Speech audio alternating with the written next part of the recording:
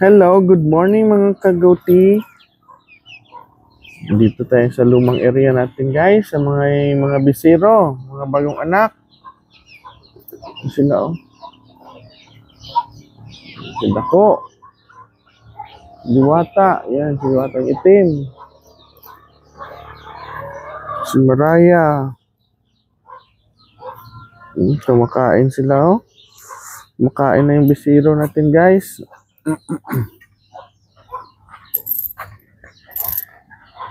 Ito anak ni Lorna.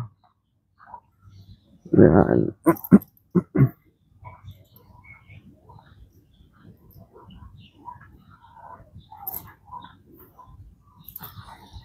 Yan sila kambing natin.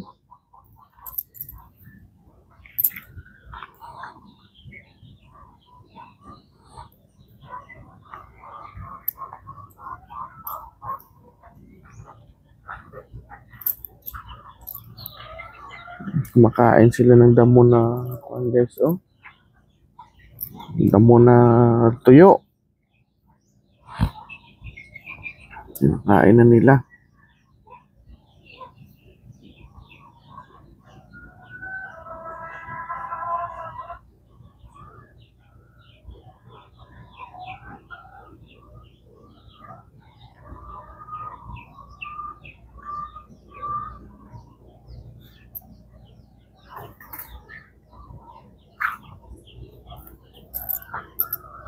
Yung mga bisiro natin.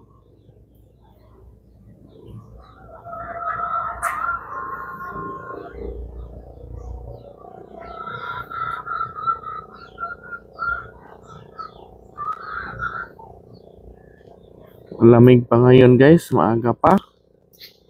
Medyo malamig pa. Dito sa aming goat area guys. Time check tayo ngayon, it's 6:30 AM. Yan yung mga kambing natin. Kuan pa guys. Bagong gising pa lang. Sila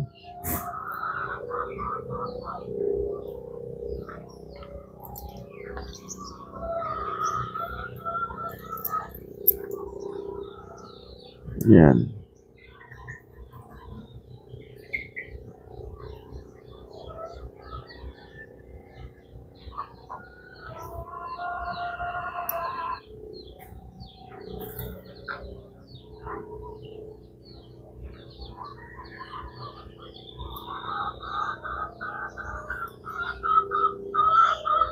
Sila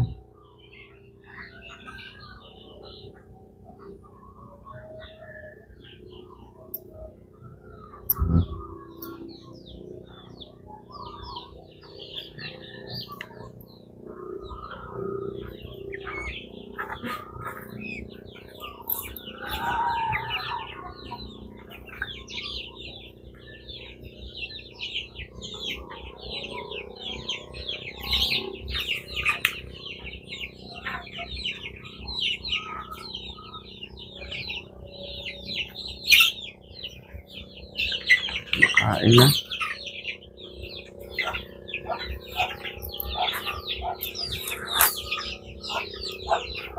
Mga sisiw natin guys, gutom na.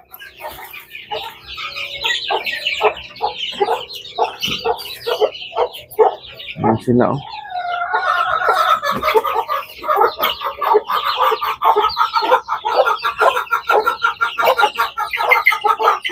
gutom na. Maya pagdating ni Anik, papakainin niya ni Anik. Ito yung mga Rhode Island.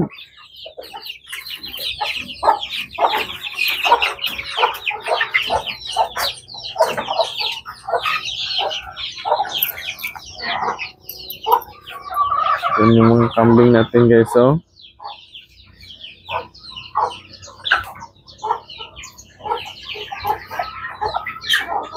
Yung mga bisiro kumakain.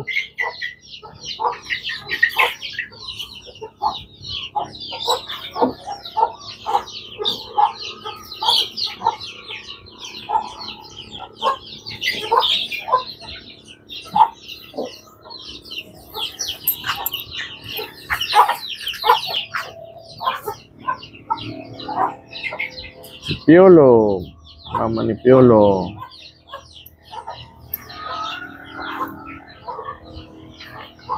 Si Kuan guys, oh. Si Dako.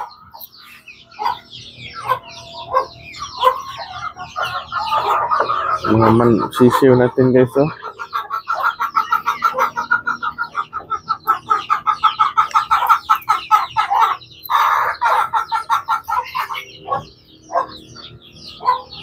Anak ni Kuan guys, oh. Dako, dalawa. Mas malaki to isa dito.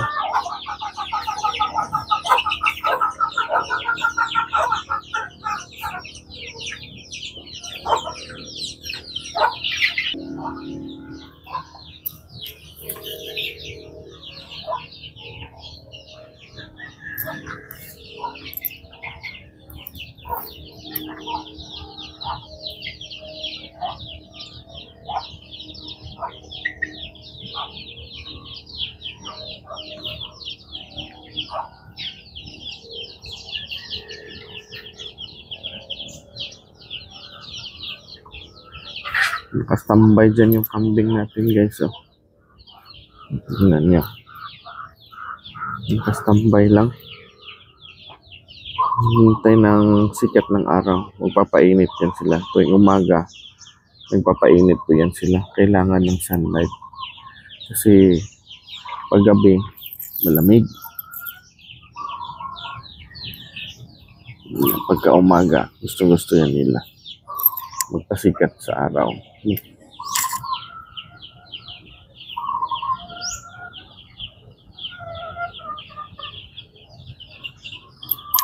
Yan po ang gusto ng kambing.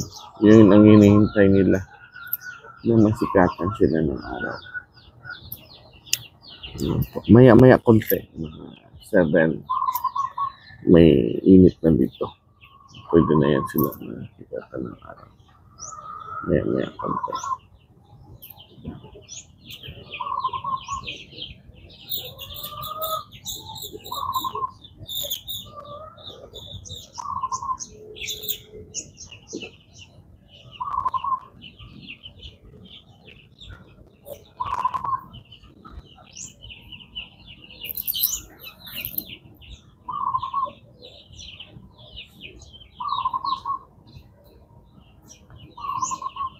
Kailangan talaga ng kambing yung init ng araw guys. Saka yung mga sisiw, kailangan yan nila. Ito sila, oh, maliit pa. Anak ni Panda. Malakas magdili.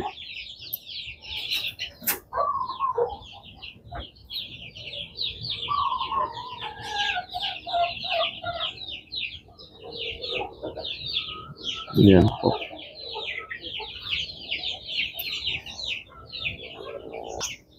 Doon banda, mainit na.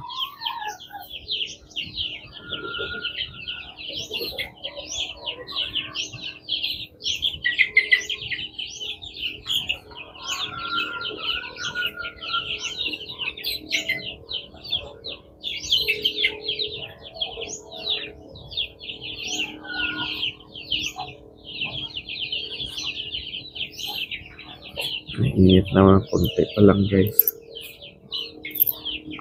Konti pa lang yung init.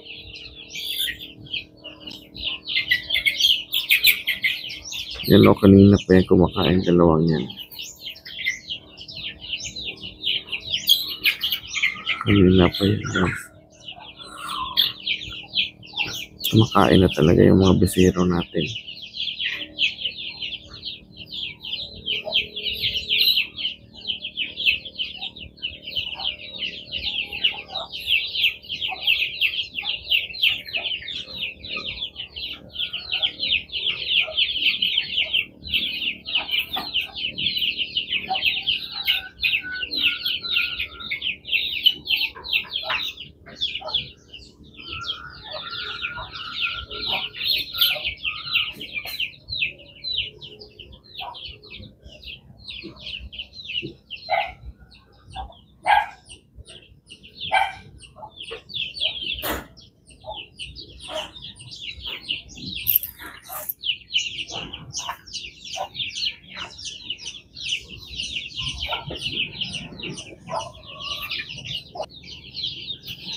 Doon guys, so may init na guys.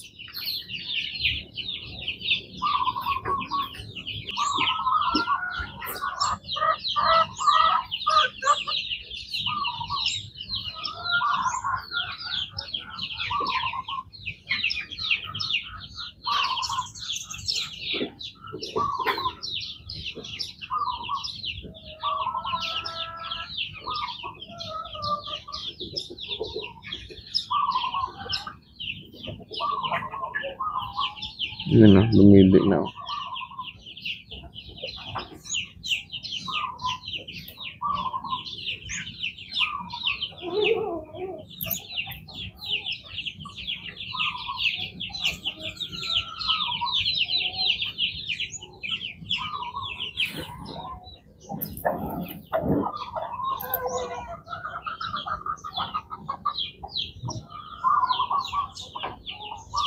Konting-konti lang guys. Diyan na yung sikat ng araw guys. Konti-konti na lang. Na sisikat na yung araw.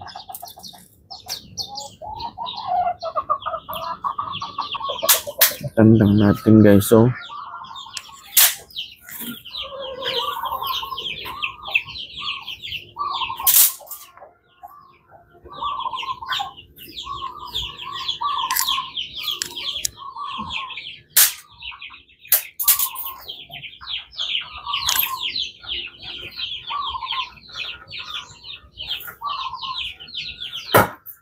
tingnan natin yung sikat ng araw guys. So, natatabunan pa ng niyog.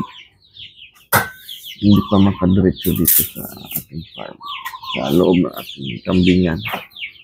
Yung mga kambing natin no, hinihintay. Yan sila. Hinihintay sila.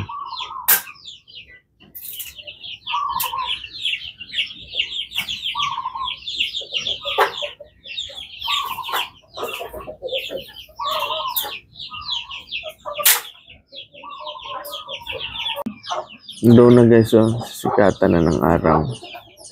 Doon banda.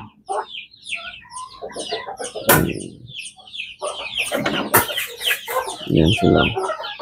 Yung bisiro natin. Si Panda, oh, dumaan. Yan.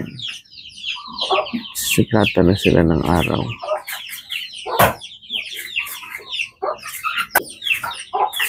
Sila ni Dako. Yan din, oh. May araw na. Gusto yan nila guys.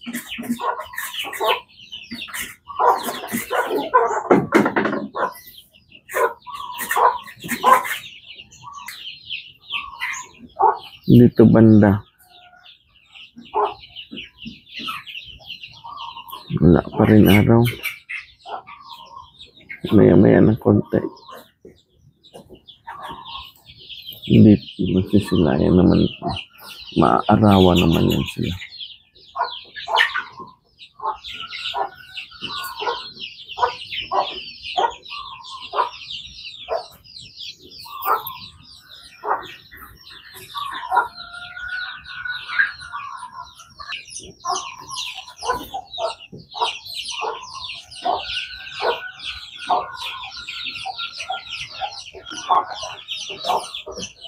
Yan ang pati mga manok kumakain ng damo.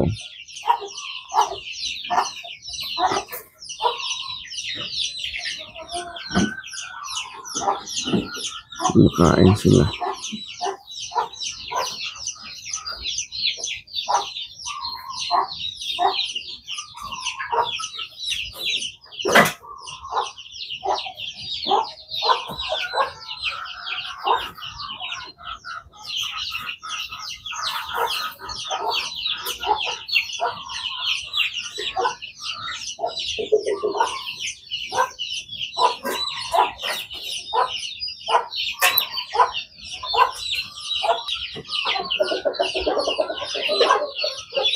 Iingay na nila guys, oh.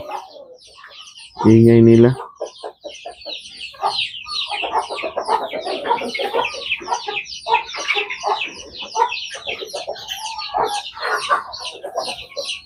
Yung mga kanin daw na tira-tira ay papakain niya ni Arnick.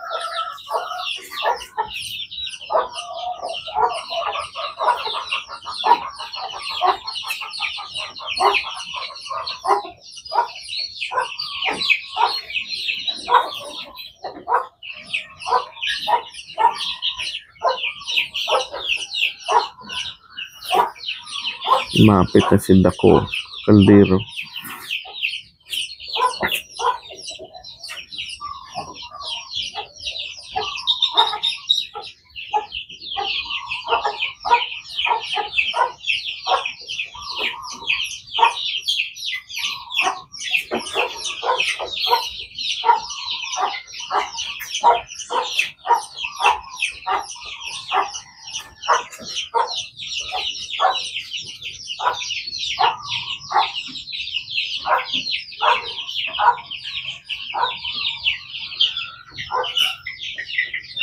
Nihintay lang si Dako na ma-open yung kaldero, guys.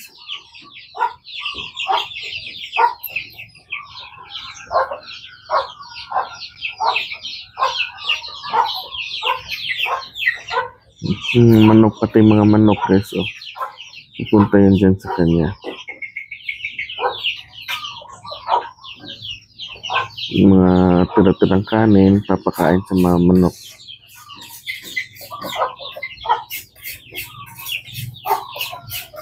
Ayan.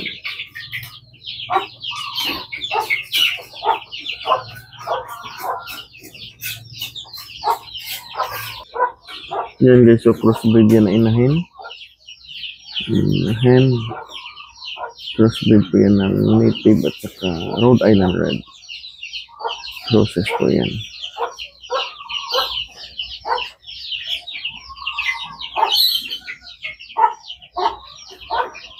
May saging dyan na hindi nila naubos sa araw. Yung kinain nila.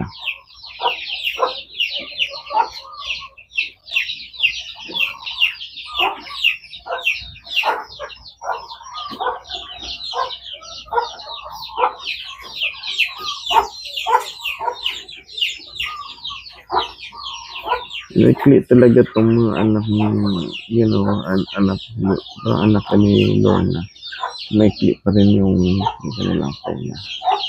Hindi katulad ng iba dito na anak. Mahahaba na ng konti. Yan. Yun ang maikli. Yung gaya yun, mahahaba na. Yung mga kanilang mga tenga, guys. Masasabi mo talaga na upgraded na.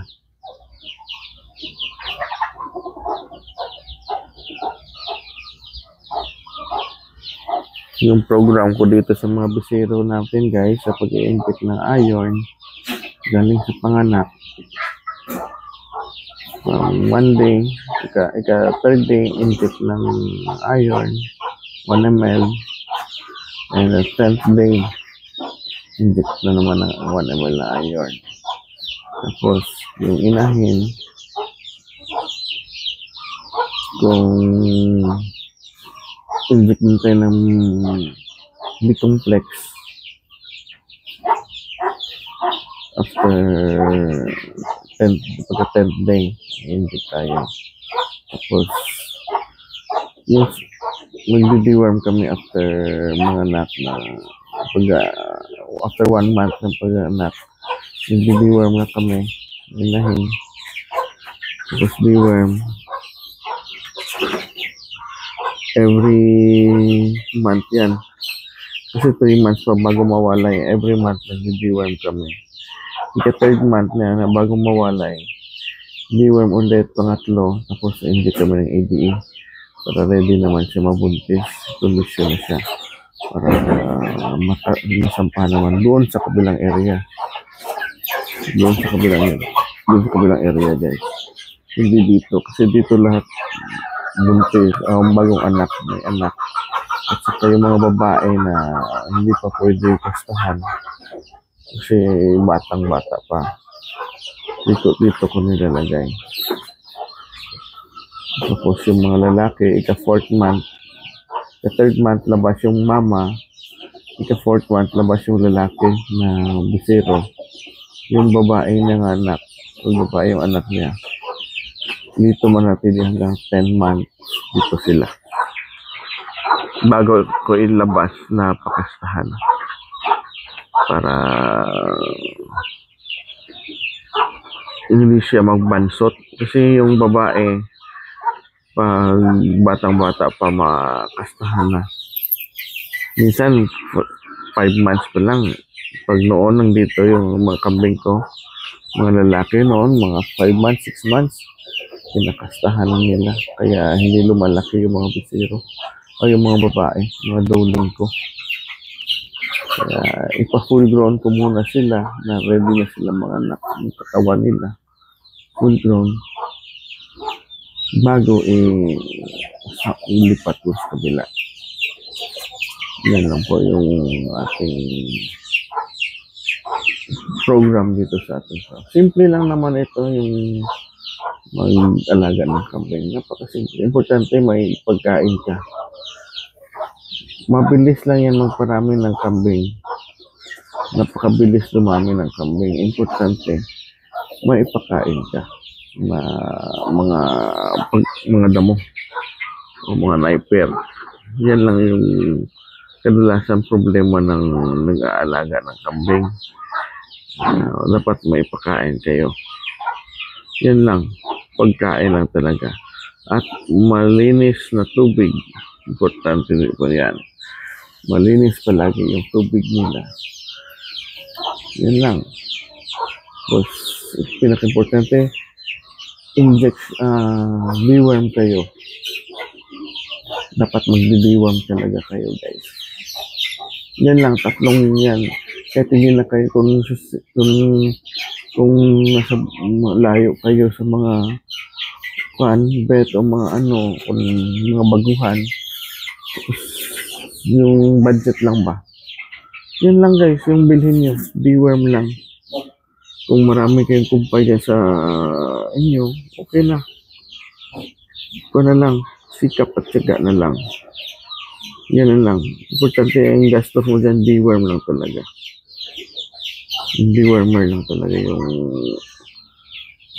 kailangan mo bilhin para sa inyong kambing.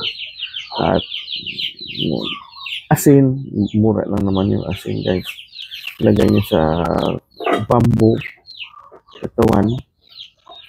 Pakita ko sa inyo sandali, guys. Pakita ko sa inyo yung ginawa natin dito. Kagaya niyan, guys. O yan, bamboo. May mga butas-butas yan. Lumalabas yan yung ng asin, yung tubig ng asin. Tapos, yan dinidilaan yan ng kambing. Kagaya noon, basang-basa yung isa. Yan o. Yan, dinidilaan yan ng kambing, guys.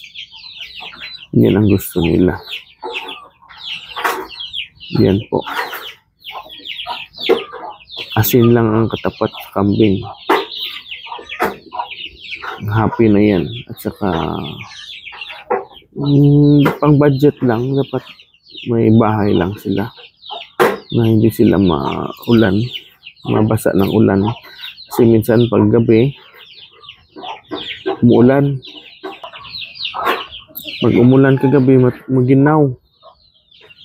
Maginaw po. Yung may pabahay ka lang, yung kahit barong-barong lang, importante hindi lang sila mabasa sa ulan pag umuulan ka pag gabi.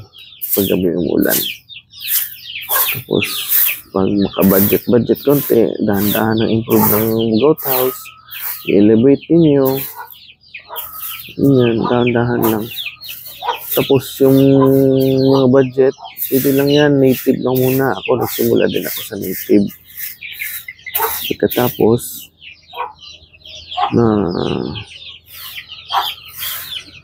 nag-upgrade ng back sa Junmar. Tapos, ngayon may back na naman ako na upgrade kasi si Junmar, yung mga anak na dito, ma-inbreeding na siya. Pag siya pa musta ng mga doe natin dito. Mayroon naman akong pamalit sa kay Junmar na si Blitz at saka si White Lion. Pero naman tayo, pag natapos yan, hanap naman ako ng back na naman. Ganyan po yung programa natin dito, guys.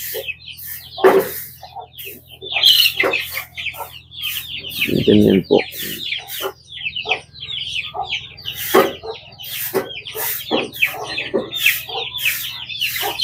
Upgrade lang tayo ng back.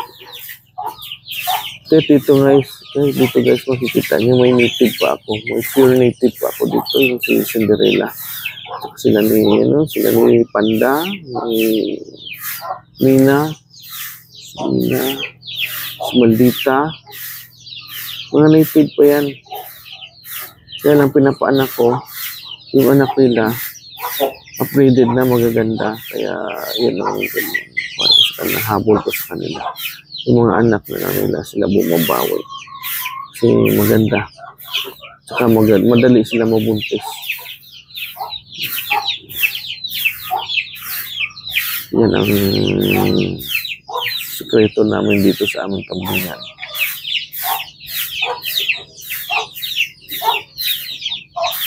Kita niyo yung mga bisero natin, no? Mahahaba na yung mga tenga. Dahil lang sa back lang yan. Upgrade lang ako. Importante, upgrade ka lang ng back. So, budget. Pag magsisimula po lang, yan, kung anong kaya nyo. Ganun lang. Tapos yung mga back ninyo, benta nyo. Bili kayo ng magandang back. Kahit mga F1, F2 lang muna. Magsasimula po lang yun. Yung ating, para natin ito yung budget, dapat budget sa pag-farming. Kasi yung pagkakambing, matagal po yung return of investment. Matagal. Years po ito.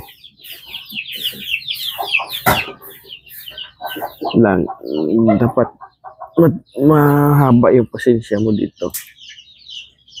Pagkakambing.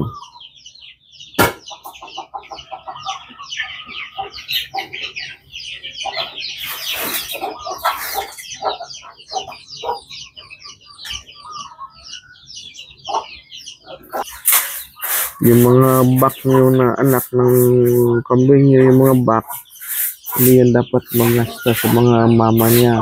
Kaya pag minsan, pag mga 1 year siguro, kaya matagal yung makabenta ka eh. Pag 1 year, mga full grown na siya, mga 1 year mahigit, 1 year and 2 months. So then, ibenta. Kunin nyo lahat ng back nyo. Tapos i-separate nyo lang guys sa mga babae para hindi maka-breed. Yung back nyo na maganda, yun talaga ang gagamitin nyo. Yung mga anak niya, separate nyo talaga. Maganda. Maganda pag i-separate nyo.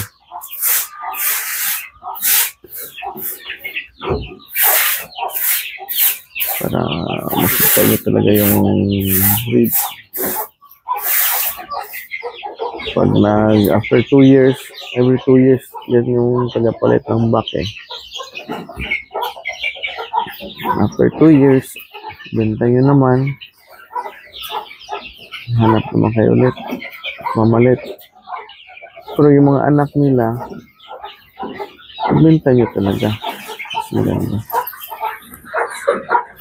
Yung sa akin nga, kahit gaano kaganda yung back, pag mag-inbreeding na, ibibenta ko talaga. Kahit gaano kaganda, dapat i-dispose yan.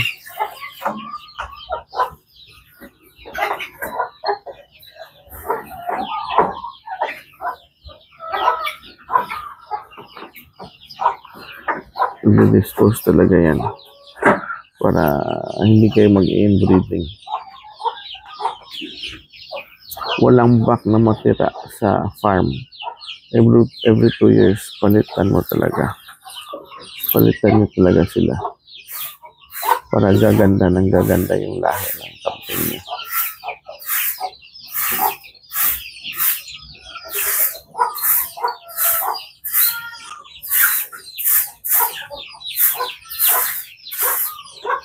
So, diba?